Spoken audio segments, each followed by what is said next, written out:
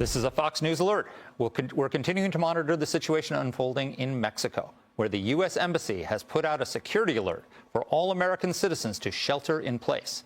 This comes amid reports of violence erupting in the state of Jalisco.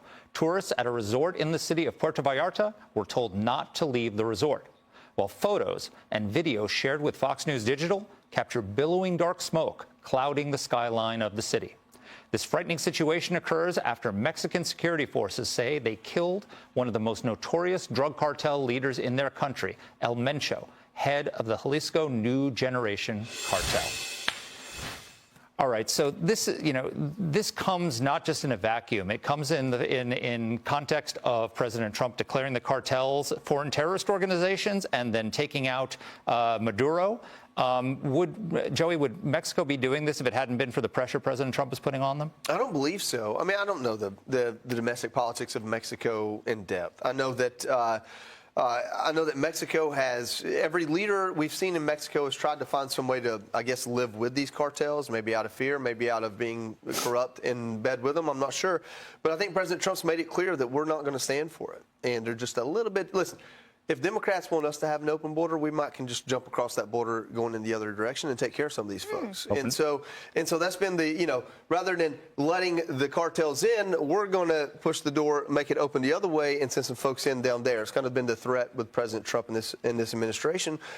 We did see what happened in Venezuela, and I don't think Mexico is far off from that. I don't think we're going to try to overthrow the government, but these cartels aren't waging war. These cartels are waging war on us, not just Mexico. And for that reason, we have every right in the world to have an interest in them going away. And it seems like Mexico maybe feels empowered, maybe supported. I'm not sure what we're doing is in the shadows, but it looks like they're taking steps to correct that. Yeah, I like that idea of both ways. That's very, very cool. Look, I forgot his name. He's El Mencho. El Mencho, that's right. Convicted in 1994, spent 3 years in prison in the U.S. and was released.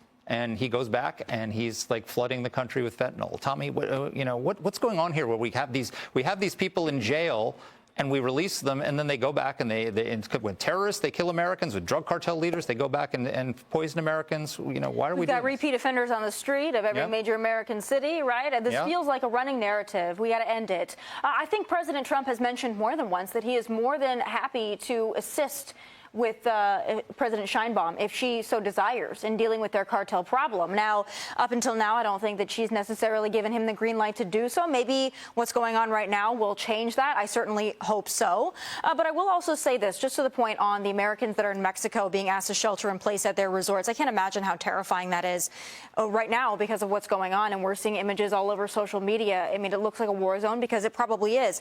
I would also just say this. I had a friend of mine who was murdered in Mexico in Playa del Carmen about 6 or 7 years ago, just down there on a bachelor trip or a birthday vacation, murdered in the streets and left there. Mexico, in a lot of places, is not safe for Americans. And I know a lot of Americans think if they're in a resort that everything is fine, nothing can them there. Joey and I were talking off camera. Hey, listen, there are a lot of beautiful places in the United States of America that are warm and sunny, Florida being one of them, a heck of a lot safer. So perhaps Americans should consider that, especially with what's going on right now. And the former Dutch West Indies, which are now the U.S. Virgin Islands. There you go. Them from the Dutch.